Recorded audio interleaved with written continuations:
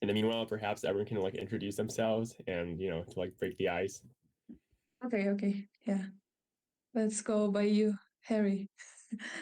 Hi, I'm Harry. I live in Wales, and I like politics. I don't know much about it, so I'm excited to hear. I'm excited to hear from you and about everything. Yeah, thank you. Perhaps Sophia, you can introduce yourself now. Maybe. Okay. Yeah. Hi, good afternoon. I'm Sofia, and I live in Barcelona. I go to St. Peter's School, and the same one as a lot of members, the organization. And I'm interested about the political situation in the country, and so that's why I'm attending this meeting, because I really want to learn about it. Thank you. Nice. Agnes, do you want to introduce yourself?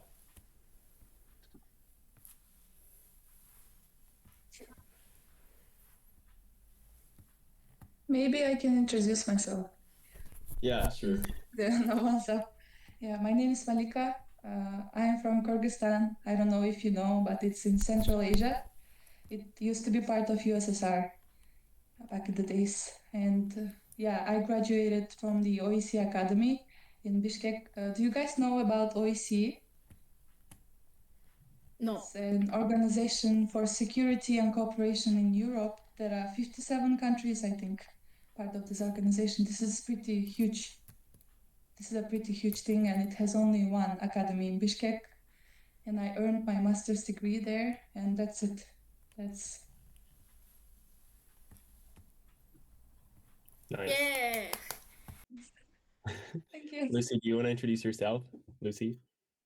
Sure. I also study in St. Peter's as Sophia and many others.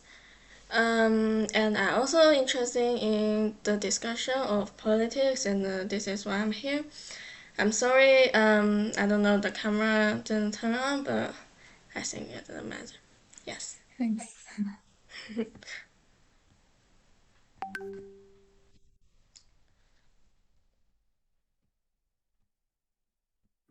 Well, if you want, I can also introduce myself in case certain of you don't know. Well, everyone who's in this group chat or like in this meeting knows me. But Malika, we chatted on LinkedIn, and yeah, basically like in this organization, we're trying to like spread political awareness amongst youth in order to like for them to become more conscientious citizens, and we really try to embrace like different perspectives from different countries as well. So like the fact that you're in Central Asia, which is probably a country, well, not a country, but like a region you don't really hear that much about, is also really insightful, I guess. Okay, so now what? Are we going to play some little games too? Well, I believe Melissa just joined. Melissa, if you want to introduce yourself, we just introduced each other just to like break the ice before the session actually starts. Okay, wait. I'm on my phone because I was making food. But hi, my name is Melissa. I used to go to St. Peter's, but now I go to the German School of Barcelona. I am 15 years old, and yeah, I mean, there's not much to it, I guess. Nice. I mean, am I supposed to say something else? I don't know. And I'm 25. I feel so old. No. May I ask a question? Yeah, for sure. Okay. Yeah, because I heard Malika, like she said she is from like part of Asia, right? It's like which part of Asia? Just where like are out you of from? curiosity. I'm from Central Asia. Central Vika. Asia, do you know? Do you hear me? Okay. Yes. Yeah, it's Sorry, in I just Central forgot Asia. to It's under unmute it. China. It's under China, Mongolia, and under Russia. China is under Russia. We are under China, like that. Okay. Thank you. Thanks. Hey Vika, if you want to just introduce yourself real quick, we just introduce like each other, just to like break the ice. Okay. Hello, my name is Vika. I am from Russia and I go to the same school as Albert, St. Peter's, except I'm a year below, so I'm in year 11.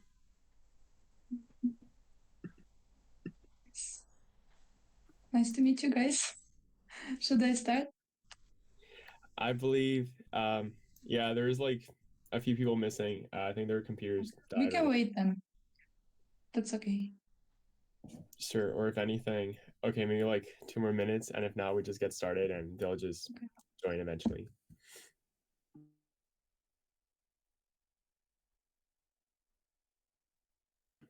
Malika, do you have anything you'll be presenting or like sharing your screen or?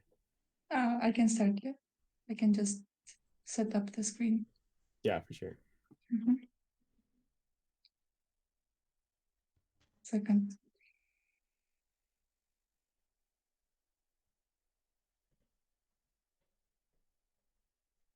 Can you guys see my screen? Yeah. Okay. Yep. Nice.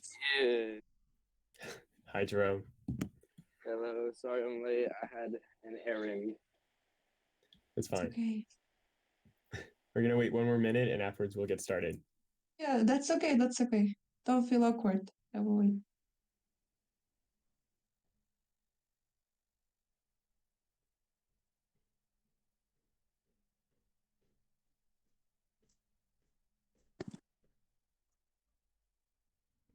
I entered through my phone as well, just to see you.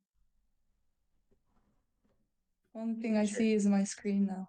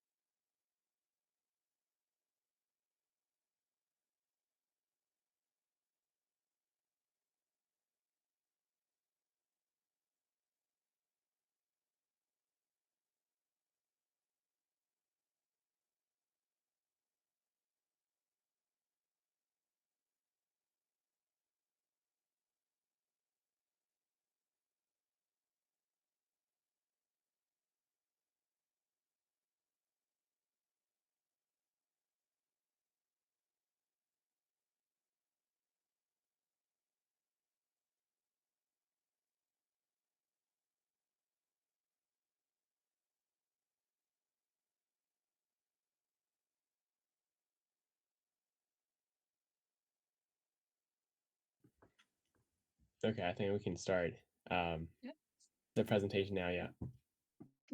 Yeah, you guys can see, right? Okay. If someone didn't hear, I will repeat it again. My name is Malika, and I graduated from the OESC Academy in Bishkek this year, earning my MA degree in politics and security. I believe you guys also can apply if you want. You can go online and check. This is just a small advertisement. No. And this was my master's thesis. The topic of which sounds like why the citizens of Kyrgyzstan vote in elections with foregone or predictable outcomes. And to give you a little bit of a historical background, I would like to say that Kyrgyzstan used to be part of USSR, and it gained its independence right after the dissolution of USSR in 1991. And in approximately 30 years or so, it has become the most democratic country in Central Asia. However, if it was like 100% pure democracy, then I wouldn't be asking this question of why people vote in elections with foregone outcomes, right? And 1 second. Let's now talk about the act of voting itself. So even in your countries, guys, like even in democratic countries, the fact that you go and vote, it's paradoxical. Why? Because if you look at it statistically, one person's vote is miserable, right? It's not able to change the whole, result of the elections. And when it comes to authoritarian regimes, it's even more paradoxical to vote. Why? Because there is no competition and there is no guarantee that your vote will be counted in. And although it's hard to label Kyrgyzstan as a pure democracy or a pure authoritarian country, I find it as paradoxical as in authoritarian countries that people in Kyrgyzstan go and vote. Why?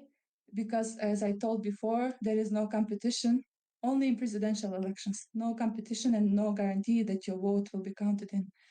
And as in other democratic countries, right, like in your countries or semi-democratic countries or authoritarian countries with democratic facades, Kyrgyzstan also has parliamentary and presidential elections. However, our parliamentary elections are more or less competitive.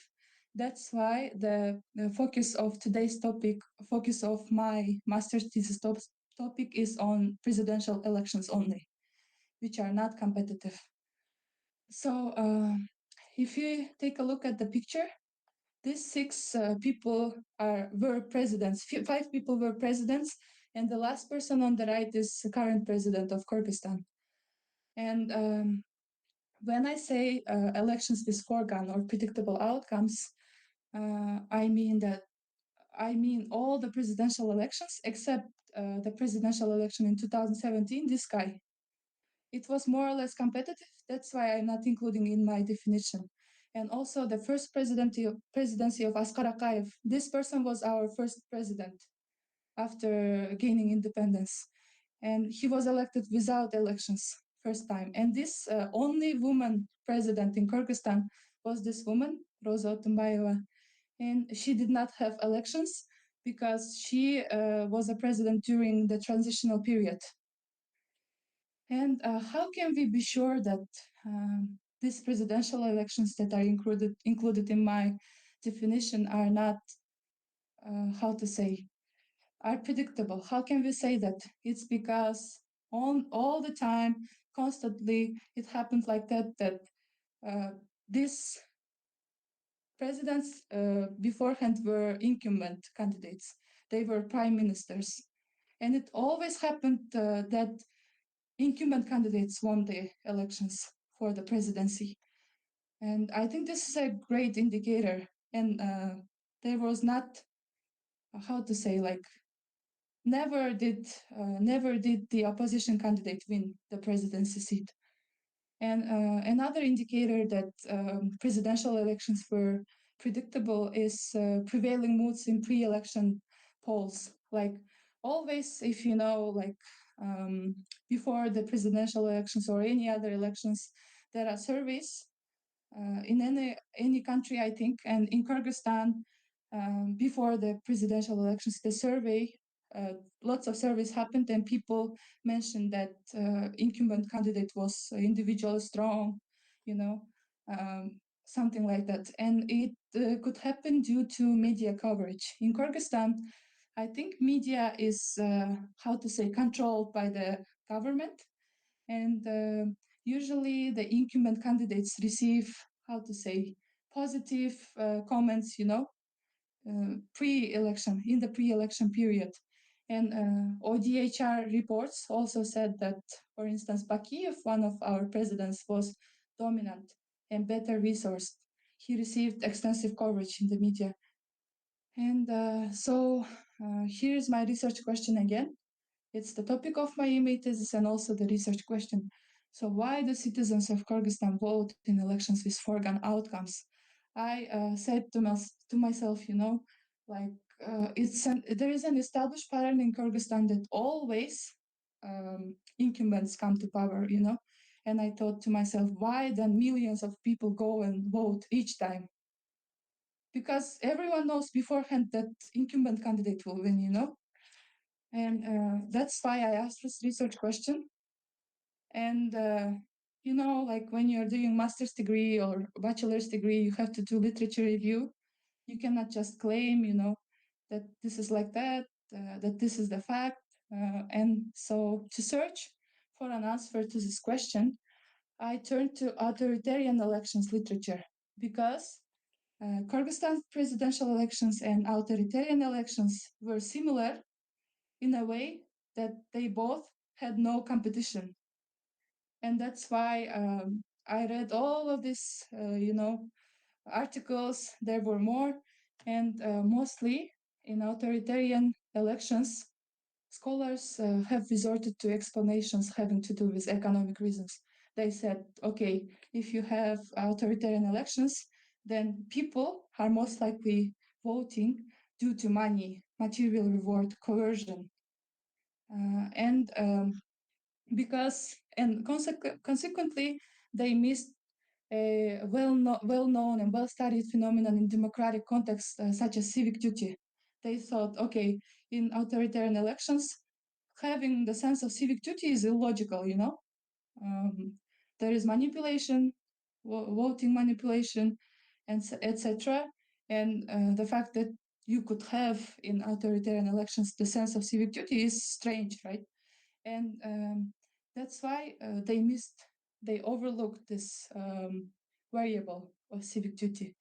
And in the recent times, many researchers started focusing on this thing as well. It was Reuters, do you see, right? Reuters studied the case of Russian elections. And Let's studied the case of Cameroon, and Kroc et al. Studied the case of Zimbabwe. And they started talking about civic duty. And for instance, if you talk about Reuters, who studied Russia, he suggested that even though Russia is not a democracy, but people there tend to have this moral obligation to vote or civic duty to vote. And this civic duty in Russia, he said, it's connected to reverence, obedience for the state. And he thinks that it's nurtured by the regime itself through provoking nationalism, patriotism. And in Russia, he says, opposition voters, for instance, they tend not to have this sense of civic duty because in their eyes, the state is corrupted by the regime. Russian people, according to this author, think that state and regime are the same, both are corrupted. Like opposition voters think that, but people who have civic duty don't think that. And Letza also studied, I told you before, Cameroon. And this author says that people in Cameroon also have the sense of civic duty. If they have the sense of civic duty, then they are most likely to vote. And then comes the study of Kroc et al. In 2016, they studied the case of Zimbabwe, and they say that the more educated the person is, the less likely he is to vote in this kind of authoritarian elections. And these are the people who are more likely to criticize the regime. So yeah, and then see, right? Like there were this question, why do people vote in authoritarian elections? And people answered it by economic reasons, because they get money, they sell votes. And then these other scholars started looking into more non-economic reasons like civic duty, expressive reasons. And then in Kyrgyzstan as well, there were lots of scholars who focused on this question, on this topic. However, if you look at it, if you look at everything that is here, all of these, articles employed quantitative study. They used surveys. They surveyed like thousands of people, and the gap, I had to fill the gap, right? And the gap that I filled was methodological gap. I looked at this question through qualitative study, through qualitative method, right?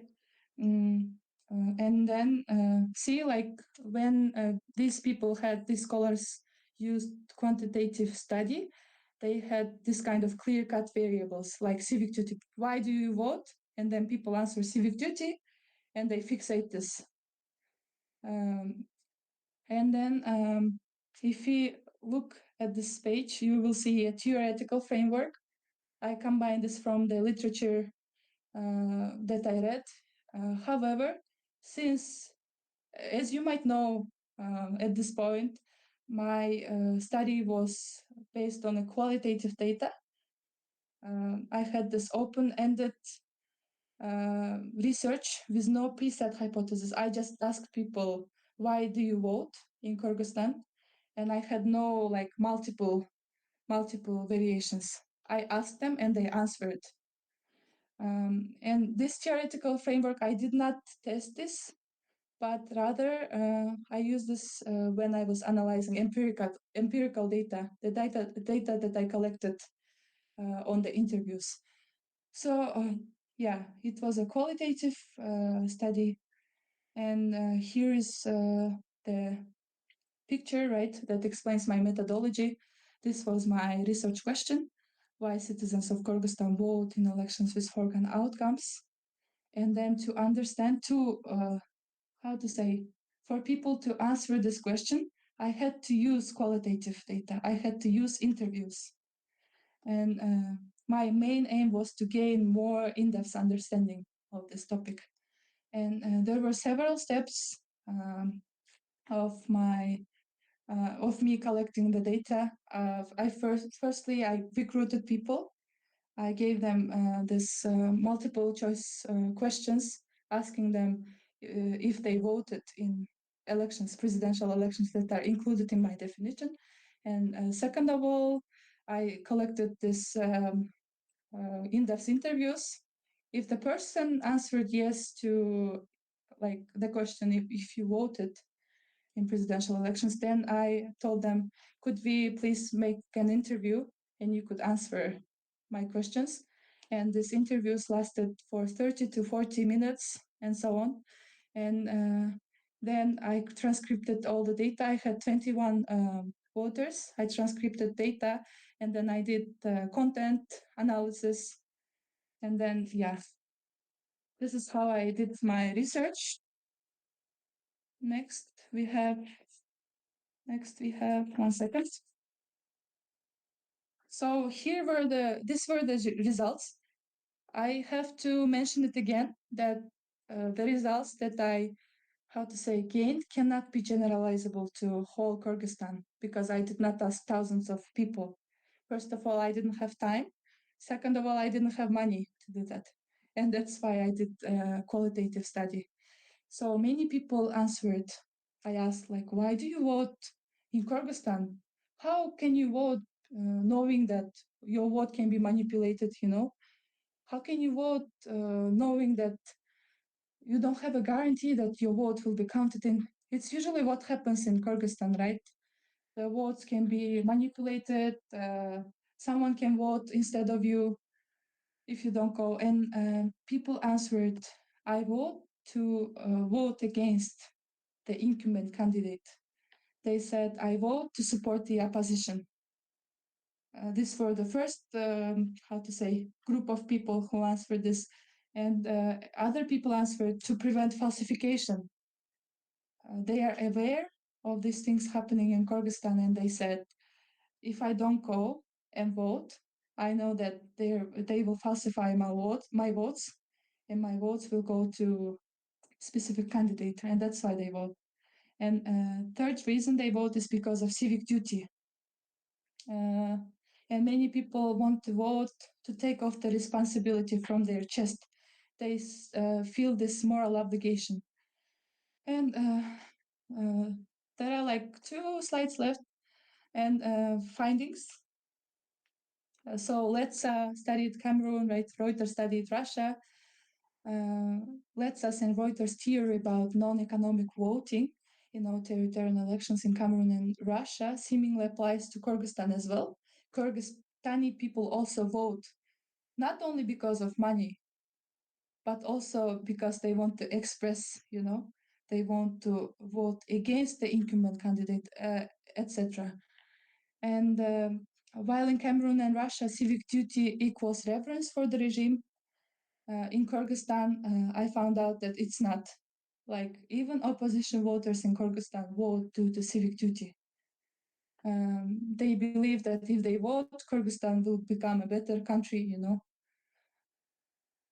And so the fact that Kyrgyzstani are able to differentiate civic duty and choice may be connected to the rich history of uprisings. We had lots of revolutions in Kyrgyzstan, and elections regularly bringing different presidents in Kyrgyzstan, which may signal to the citizens that regime is temporary and the state is, permanent.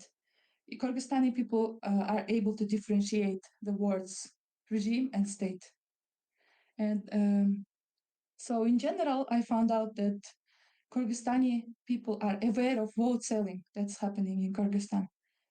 They are aware of administrative pressure. Do you guys know what administrative pressure is? I don't know if you have it in a democratic context, but for instance, the government controls teachers, right? Teachers work for the government, and when there are elections, president or the government, tells the teacher that they should go and vote. They should go and vote. And this kind of administrative pressure exists. They are aware of the fact that usually incumbents come to power, and they still want to fight these irregularities with one thing in their head, that they are concerned about Kyrgyzstan, that they love Kyrgyzstan, and so on. So Kyrgyzstani people consider voting as very important. It's a crucial thing for them, and they see this voting as a key for positive changes, and so on. 1 second.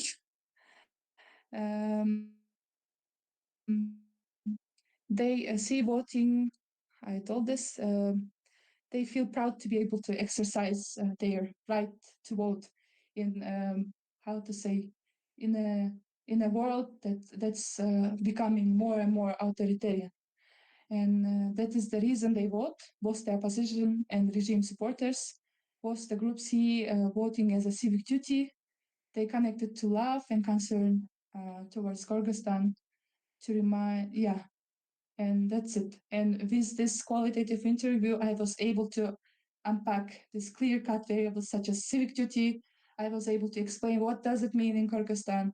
And I was able to show more correlation, and this is the conclusion. So this is a paradox, right? Like, why people vote in elections with predictable outcomes? For instance, that even though you vote, something different will happen, right? Even though you vote for the opposition, something different will happen. But Kyrgyzstani people seem to find ways to rationalize this strange situation. And they vote to somehow, take care of the future of Kyrgyzstan. And there seems to be an established democratic culture in Kyrgyzstan. And people see democracy as the only way for development. And how people come and vote still, like in Kyrgyzstan, knowing all of these things. And the major contributors are media. They brainwash people, brainwash the people, go and vote for the incumbent candidate. It's also, like many other reasons, propaganda, administrative resources that I mentioned earlier. And in sum, this research has contributed to the depths of body of knowledge on voting and elections in Kyrgyzstan or other intermediary regime types. intermediary regime type means that Kyrgyzstan is somewhere between democracy and authoritarian regime. And I was able to add people's insights, perception of voters, and I was able to explore and explain the experiences of voters. That's it. Yeah. These are the recommendations, but yeah, maybe you can read it. That's it. Maybe you have questions. Were you able to understand? Yeah, so now the floor is open to questions. Anyone who has questions, now's your time to ask. Yeah, Harry. Hello. Oh, hello. I really enjoyed that presentation. But in Kyrgyzstan, has it been the same sort of political party over those 30 years, or has it been different? Has it been different views and different like political ideas over those 30 years, or has it sort of been the same sort of regime? Like, do you mean like if in Kyrgyzstan there are lots of parties, not only party dominates? Yeah, like that, yeah. Like how many different parties have there been like throughout the 30 years, or has it just been the one? So in terms of parties, there are a bunch of parties. It's not like in Russia, like there is no one dominant party and they are the best, they are the strongest. There are lots of parties. And this is the reason we cannot call Kyrgyzstan authoritarian 100% yet, because there are lots of parties and there is competition in that term. Like in parliamentary elections, there is a competition according to official ODHR reports, But when it comes to presidential elections, only the incumbent candidates win.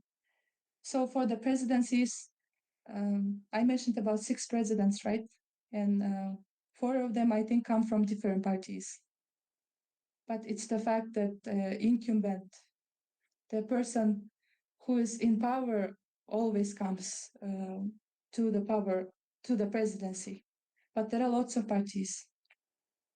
Yeah, I don't know if I was able to explain or answer your question, but I tried my best. Yeah, thank you. Thank you. Okay, Sophia, you have a question? Yeah. Before this chain of presidents, like I think they were like 6. Were you in a dictatorship? In Kyrgyzstan, dictatorship? Yeah, like before those presidents. So as I mentioned before, Kyrgyzstan used to be part of USSR. Vale, It's okay. Yeah. I don't know what was there, but it was part of USSR. Because maybe people like feel that they have to vote because they were not able to do it before. Yeah, I get your point. Like this is maybe that, happened in Spain, and maybe it was like reliable with the topic or something. You mean like if there was a king, or I don't know, if there was a dictatorship, and Kyrgyz people couldn't vote, and then when they got the independence, they started voting, right? Yeah. I don't know if Kyrgyz people. Do you guys know about USSR? What happened there? Kyrgyzstan just was part of USSR, and that's it. And I think Kyrgyzstan was not as you say, Kyrgyzstan was not the country itself, right? Yeah. And I think the people couldn't vote. People couldn't vote. They were just part of one huge union. I don't know. Yeah, okay. I feel so stupid. No, it's okay. Don't. Okay, thank you. Yeah. Okay, I've got a question as well. You personally, what do you believe is the best solution to the intermediary like regime right now in Kyrgyzstan? What do you believe is the best solution that can solve this problem? I think, I don't know, like I don't quite understand your question. Like, I think people should continue voting. People should continue to vote, and maybe one day president who, I don't know, respects democratic democracy comes to power. I don't know. But lots of authoritarian countries use this, elections as a facade.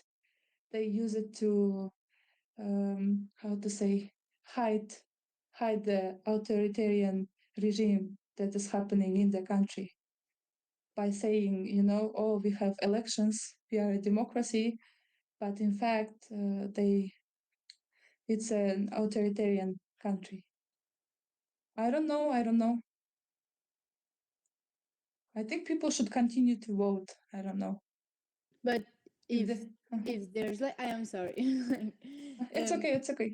If there's like plenty of party like groups that have different ideologies, why do you have only one option to vote? Yeah, I had the exact same question. Like, why is there always only one clear winner? Yeah. So Kyrgyzstan has lots of parties, and how can I explain? For instance, Party A comes to power, and always, like the president is from this party, and parties change. Another president will come from that party that's ruling. Do you guys understand? Was I able to explain? Like parties shift, but opposition candidates for the presidency cannot win. This is an interesting question. Wait, but if it's different parties, is it the same president, did you say? For instance, these people, I'm not sure, but they come from the party that has the power. I don't know. I will try to explain. So to be clear, it is like one party that has been in power this whole time? Because previously I think you said... No. Parties change. And sometimes parties stay the same. Why is there always a clear winner if every time it's a different party? Because then they switch like ideas and stuff. Why are they still a clear winner? Oh, okay. So how can I explain? The word opposition, right? And the incumbents. So if the party wins, they become like the ruling party in Kyrgyzstan. And it's always the case that from this party, there is a president and not from the opposition. I'm not quite sure if they had like different or similar parties, but that's the case. So it always win like one party? Like, no, but from the same ideology. No. We don't have that. Every party is democratic in Kyrgyzstan. They have the Social Democratic Party, but these parties change. However, the presidents come always from the ruling party, from the party who is like, oh my God, I forgot this word. Yeah.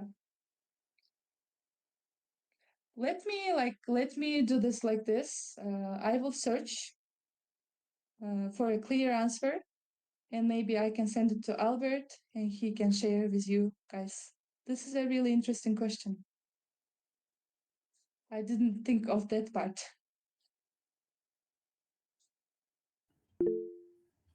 Yeah, Harry. Hello again. I have a question for the elections themselves. Do the votes get like fixed? Do they get changed physically so that the amount of votes for the leading party is always higher than everybody else?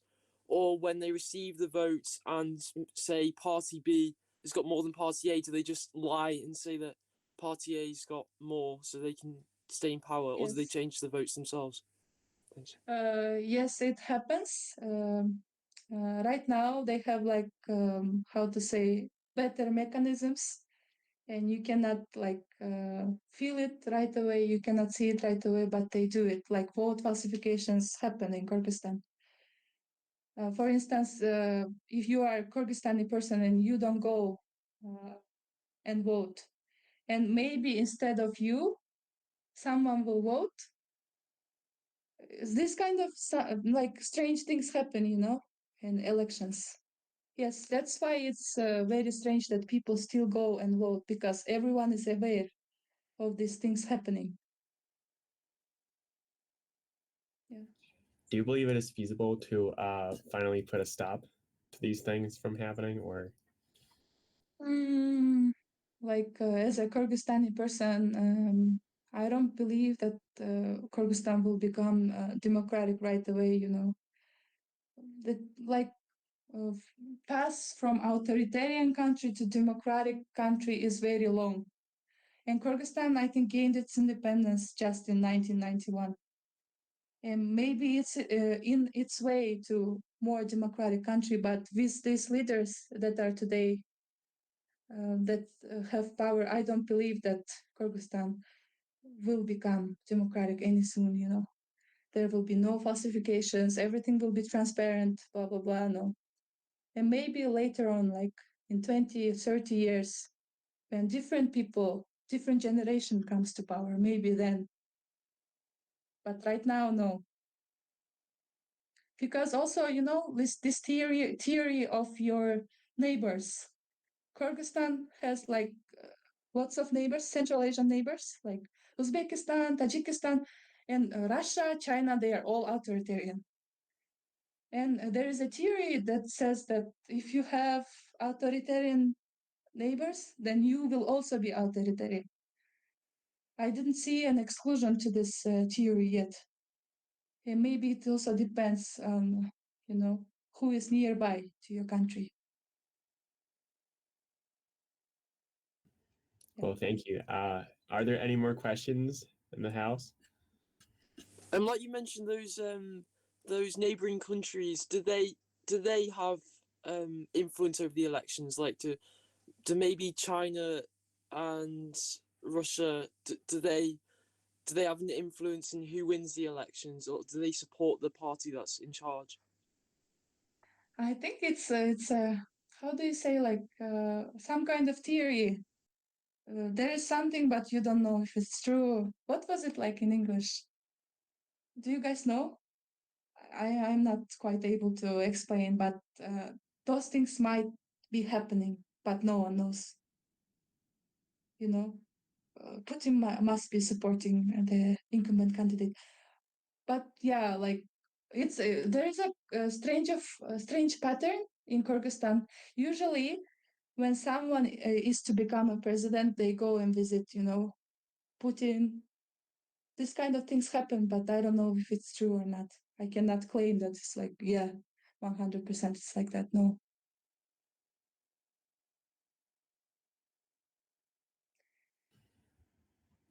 Okay, having said that, any more questions?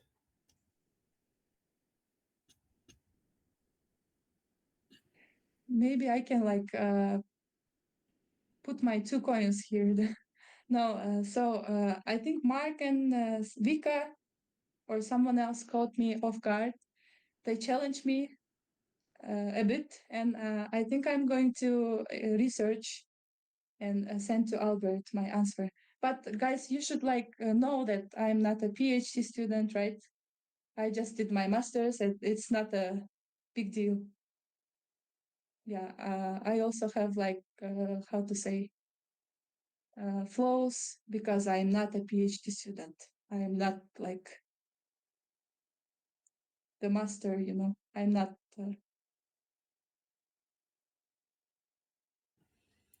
Got it. In that case, since I believe there are no more questions, I believe this is a wrap. So yeah, having said that, thank you to everyone for attending this session. Thank you, Malika, for being here and really sharing your experience and perspectives with us. I believe they're really enlightening, and we'll be waiting for your further research. And yeah, I believe Vika and Mark are really excited to really get down to the nitty gritty of their Yeah. question to you. Yeah, I promise that I will send you. I will research, and provide you with a good answer rather than mumbling, Okay, that's perfect. In that case, Yeah. let's just everyone switch on our microphones, have a round of applause, and we'll leave the call. Yeah. Thank you. Thank you. Okay. Thank you. Clap, Thank you. clap, clap, clap. Thank you. Thank you Bro, very did you much. say clap instead of Thanks. just Thank you. clapping? Thank you, Harry. Yeah, Thank bro, you, I'm on my everyone. phone, bro. What do you want me to Thanks do? for having me. Thank you. Thanks. Harry, you have Bye. a question? Bye-bye. Thank you. Okay. Bye, everyone. Bye. Bye.